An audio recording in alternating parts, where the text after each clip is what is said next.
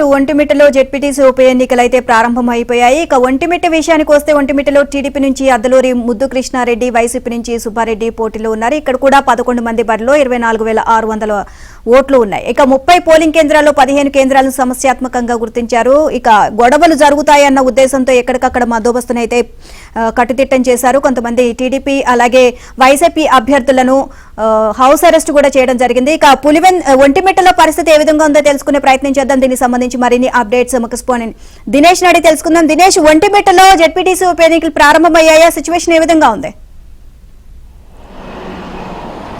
ఇల్మా మొత్తం మీద అమర్నాథ్ రెడ్డి ఎవరైతే ఇప్పుడు వైసీపీకి సంబంధించినటువంటి ఎమ్మెల్యే ఉన్నారో ఆయన ఎమ్మెల్యే అయిన తర్వాత రిజైన్ చేయడంతో ఈ ఎన్నికలకు సంబంధించిన ప్రక్రియ ఇక్కడ మొదలైంది. అది కూడా కోర్టుకి వెళ్ళి కోర్టు ఉత్తర్వుల మేరకి ఇక్కడ ఎన్నికలు జరుగుతుంది. మొత్తం 1 ఇయర్ ఇంకా ఉండే టర్మ్ అంతా కూడా ఇంకా 1 ఇయరే. ఆ తర్వాత మళ్ళీ కొత్తగా జెడ్పీటీసీ ఎన్నికలు జరిగే అవకాశం ఉంది. ఈ నేపథ్యంలో ఈ ఎన్నికల్ని ఇంత తక్కువ టర్మ్ ఉన్నప్పటికీ కూడా వైసీపీ కావచ్చు, టీడీపీ కావచ్చు ప్రతిష్టాత్మకంగానే తీసుకుంది. ముఖ్యంగా వైసీపీకి ఏకపక్షంగా జరగాల్సినటువంటి గతంలో అయితే దాదాపు అన్ని చోట్ల కూడా ఇనానమస్గా దౌర్జన్యంగా ఈ ఎన్నికలు నిర్వహించుకున్నారు.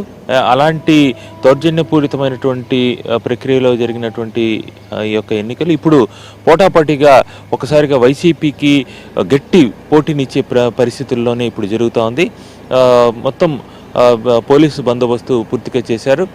ఎక్కడికక్కడ ప్రశాంతమైన ఒంటిమిట్ట అంటే రాములవారి గుడి ఉండేటువంటి ప్రాంతం కొంచెం ప్రశాంతమైనటువంటి ఏరియా అయినప్పటికీ కూడా పోలీసులు గుర్తించిన మేరకు అదే ఎన్నికలకు సంబంధించినటువంటి సిబ్బంది గుర్తించిన మేరకు 15 కేంద్రాలు కొంచెం సమస్యాత్మకంగా గుర్తించారు.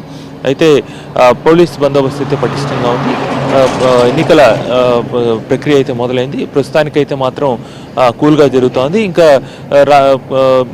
ఇరు పార్టీలు కూడా ప్రతిష్టాత్మకంగా తీసుకున్న నేపథ్యంలో ఇంకా టైం గడిచే కొద్దికి ఇంకొంచెం తీవ్రంగా ఎక్కడైతే సమస్యాత్మకంగా అయినటువంటి పోలింగ్ కేంద్రాలు పంచాయతీలు ఉన్నాయి అక్కడ కొంత సమస్యలు కావచ్చు, కొన్ని గొడవలు జరగవచ్చు అనేటువంటి అప్రమత్తంగా పోలీసులు అయితే ఉన్నారు. నీలిమ.